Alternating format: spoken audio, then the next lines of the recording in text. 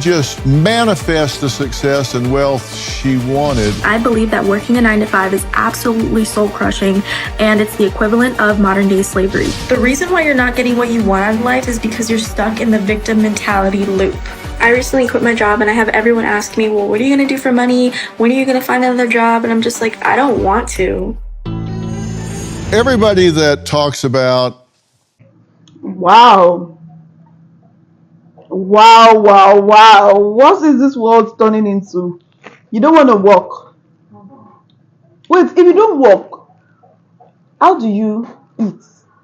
Where do you get money to feed yourself? Oh, your parents or what? Your parents will do the work for you. At this point, I don't understand this Gen Z. They don't want to work, but they want to enjoy, they want to live the best life. They want to use iPhone. They want to wear the latest dresses. Yeah, they don't want to work. They don't want to sweat. Okay, makes a whole lot of sense. Hey guys, welcome back to the channel. It's a girl, VeraMoore. I'm back with another reaction video. Today I'm going to be reacting to Dr. Phil Primetime, and we have Dr. Phil roasts Gen Z anti-work girls. Dr. Phil Primetime. Can't wait to dive into the video. But before we get started, we have some amazing people watching us for the first time. If you're new to the channel, hello, I'm Vera. I do reaction videos. This is something that you love. Why not join Vera City? Hit the subscribe button below, turn on the post notification bell so that you can always be the first person to know whenever a new video drops. And that, guys, let's go. don't want to work hard, don't want to put in the time, certainly enjoy the benefits of those that came before them who did put in hard work. In 1916, Ford Motor Company, 40,000 employees, 58 different nationalities, 735,000 cars produced, changed the transportation industry forever. The moon landing project, 400,000 people working as a team. The Human Genome Project, 1,000+ scientists from 20 separate universities and research centers across the United States, United Kingdom, France, Germany, Japan, China, all working together. The Manhattan Project, 129,000 people at its peak, 80,000+ construction workers, 40,000 employees, all coming together and working as a team, with everybody pulling their weight and putting it together. And tonight, we've been debating the difference in a generational ideology about how you succeed in the workplace. And it's a different world than when I was younger. My next guest, Shira, says she doesn't follow all the social media work trends because she doesn't think jobs are necessary. She doesn't think they're necessary at all. Wow. So you say you don't like a boss being able to control you. I don't understand. You don't think work is necessary? I still don't get it. How do these girls, how do they feed? Where do they get money from to get their daily needs? How do they get shelter? It's ridiculous. Let's go on. You at work or tell you what needs to be done? Absolutely. It is so controlling, and they put out all of these fear tactics, and it's soul-crushing. It's something that we are not meant to do as people here on this earth. We are not meant to work for our money. Money is something that can come towards us. I have a question. People are actually clapping for her. They wanted to clap. Oh, she said we're not supposed to work for money. Money is meant to come to us. Please, how does the money come to you? How does money come to you? Do you get what they call hungry? Absolutely. And in fact, actually, I live in a homeless program. I don't have this support that you guys are talking about. I don't have people to uplift me or encourage me or say, yeah, go get a job, go do this, go work hard. I had to do it myself. I had to figure this out myself. What did you figure out? I learned from people who were actually rich, millionaires, multimillionaires who wrote books. They put work in, yes, they put effort, but you do not have to put that much effort in. You are supposed to go towards what makes you happy. Corporate America does not care about their employees. You're saying go above and beyond, go do this, go do that. You even just said, I went above and beyond and I didn't get paid for it. That's exactly what I mean. You don't get paid for the amount of effort and the amount of work that you put in. No, I actually learned. And you know what I did do? It's like being a parent. You have to go above and beyond because the success of your family is dependent on it. And I go above and beyond on myself. I work for myself. I want to work for myself. I do not want to work under somebody. What do you do? I'm a social media influencer. I am going to be successful and I am going to make it, and I will never. She's a social media influencer and she will never work in 9 to 5 in her life. Look, okay, you know what? I think I get her point now. I get her point. She doesn't want to do the old 9 to 5 where these people enslave you, the business owners. They use you. Yes, the truth is that I agree with her. Although the way she's laying her points, she's laying it in a what should I say? But the thing is, I get her point. I don't know if you guys get it too.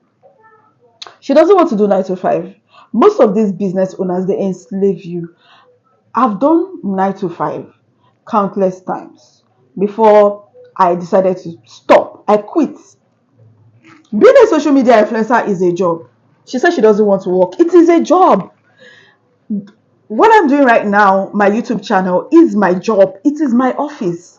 It is what I do. This is my job. This is what I do. Yeah? I'm a reactor. It is my job. You get, she being a social media influencer, it is a job. You have to sit down in front of the camera. You have to edit your videos. You have to film videos. You have to record video. You have to edit. You have to bring out thumbnails. You have to do the whole thing.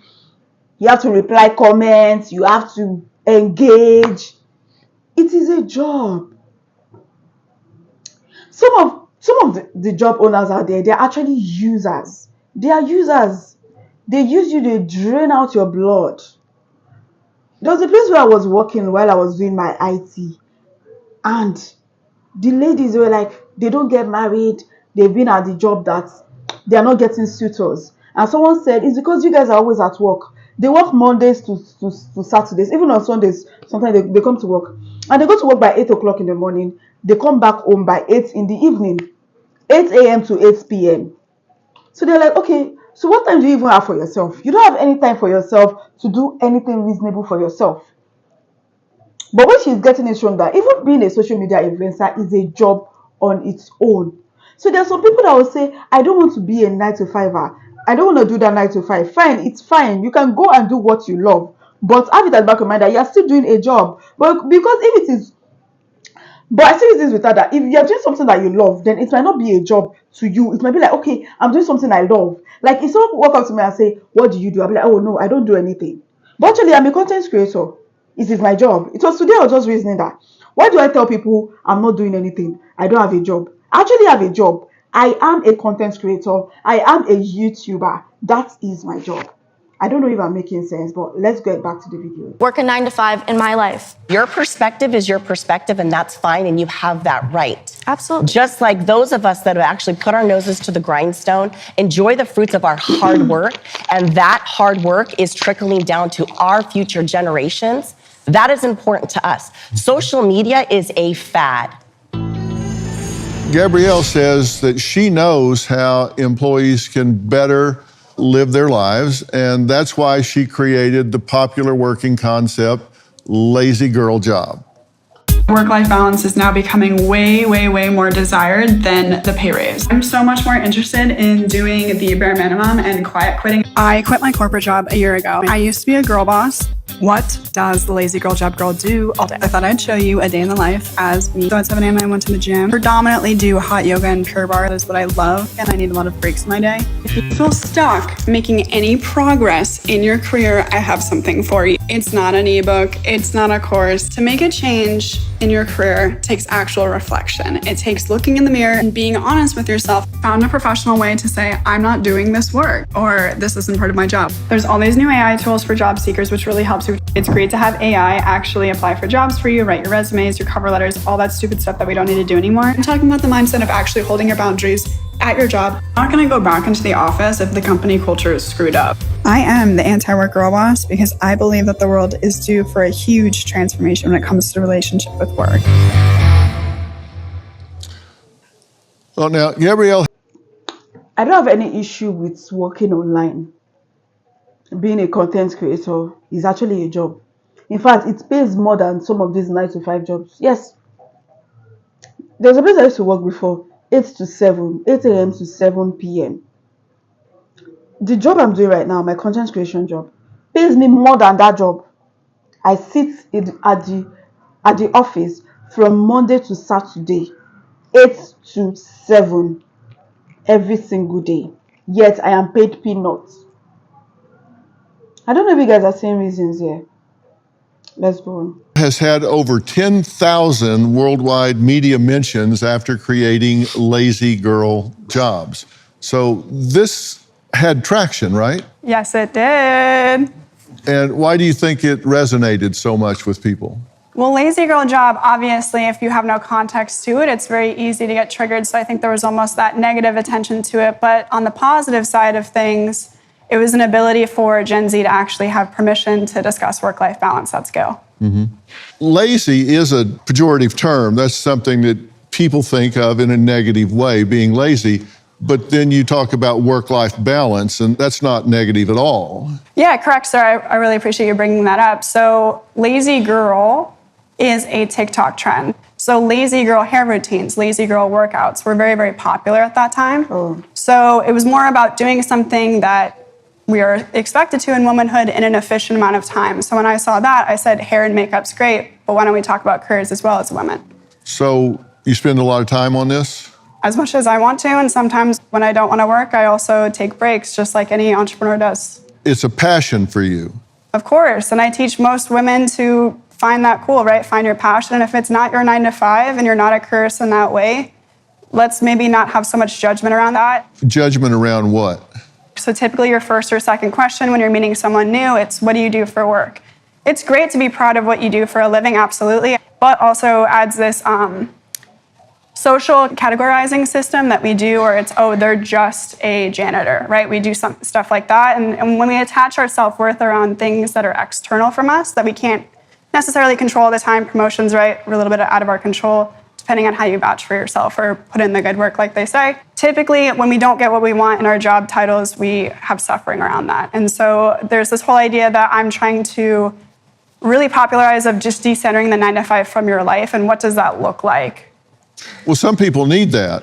Some people need that order of 9-to-5. I couldn't agree with you more, and that's the cool thing about it is instead of judging others on how we should do work, and that's how the younger generation should as well, normalizing the idea of, hey, I like to take meetings after 10 a.m. Hey, I like to take meetings before 10 a.m. It's really more of a flexible life that we're living in today. Mm-hmm. And 9-to-5s can also light people up too. I'm absolutely not anti 9-to-5. I'm just anti putting all of your chickens in one basket with that, or eggs in one basket, whatever the heck it is. Yeah, they become chickens. Chickens or eggs, whatever comes first, we don't know. But Ryan, what's going to happen if this is a passing fad, and these people that now are young and they're more focused on work-life balance, but later they get married, they have kids, they have a mortgage, they have things they want to focus on, and they've created this record in social media and all of these posts where anybody in job recruitment or HR looks at it and says, that doesn't make him a very good candidate. I think I'll pass. In fairness, I think we're making assumptions that whatever this person is posting on social media, assuming they're posting their lazy girl joning at all, they may not, and that's going to somehow be distasteful to an employer. Now, sometimes it might be, but man, I found a lot of great people through social media. The best people I hired had no idea who they were until they got on their phone and said, hey, world, I'm an expert in this subject. I'm going to teach you about it. That's someone who I want to work with. In your hypo, that person is married, they have kids. This is a person who is living a very rich human existence. And it sounds like they found a way to be flexible enough to build a life outside of work? All right, that's a great speech. Now answer my question. That is the answer. No, that's not the answer. My question is, do you not acknowledge that people put things on the internet that come back to bite them later? Yes, that happens. Look, should you watch what you put on social media? Yeah, use your head. Don't be a Looney Tune out there. That's all I'm asking. Yeah. I always valued hard work. It's probably because I grew up really poor. When I was young, I was short-sighted, and I worked hard only to get what I wanted. But over time, when you work for what you get, rather than having it handed to you, it changes who you are. It begins to define just not what you do, but who you become, who you are. And whether I've succeeded or failed, as it turns out, I've owned that. It mattered not who was president. It didn't matter how much the tax rates were. It didn't matter what happened to other people. You create your own experience. And I still believe in this country.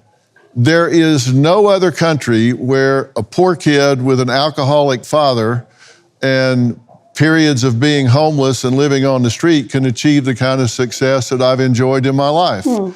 If I had one wish for some of the Gen Zers or just young people in general, even some millennials, who believe they should only have to do what they want to do, it would be this. Today will not last. It will change. So many want to be influencers, content creators, digital stars, but like I say, only a very small percent are ever going to do that. It's like wanting to be a musician or get in the NBA. You know, you better have a plan B. So being an entrepreneur, you know, I think the last job I had was when I got fired from A&W. I've kind of been in business for myself all the way. And if you don't want to work for somebody, sure, don't. Be an entrepreneur, but eating is a habit. And so you got to figure out a way to get along until you find out that thing. But you are the CEO of You, Inc. And you got to ask yourself, how's that working for you? Are you getting what you want? And the number one thing for me has been to do what I'm passionate about. And if you're not doing what you're passionate about, then you need to find out what that is. Because if you're blessed enough to do something you're passionate about, then your vocation becomes your avocation. You're now doing something you love. How horrible would it be to work your whole life to become the best accountant in the world, only to find out you didn't ever want to be an accountant? You wanted to be a musician, or you wanted to be something else. I love doing what I do. I don't have to do this. I could be playing golf or tennis or something else right now. You say, do what you love what you do. The moment you are not doing what you love, the moment you don't love what you do, then why are you there? Why are you there? I love to create content. That is why I am a content creator. Yes, I am a content creator, and it is doing well for me. I love my job. I love what I do. So why do grown-ups, I don't know, but I feel like grown-ups have something against content creators or Gen Zs or whatever. What the girl said is absolutely okay to me. Like, they don't want to do 9 to 5. Not everybody would be okay with a 9 to 5 job. Then do what you love to do. Just make sure that do whatever. There's a saying that do whatever you can to fight against poverty. Nobody wants to be in want. Do whatever you can do to fight against poverty. So far it is legal, you're not doing something illegal, then you are free, you are okay. Do what you love to do. Look at Dr. Phil. He's on YouTube, he's talking to us. That is his job. Isn't he a content creator? He's creating content. He's on YouTube. He's talking.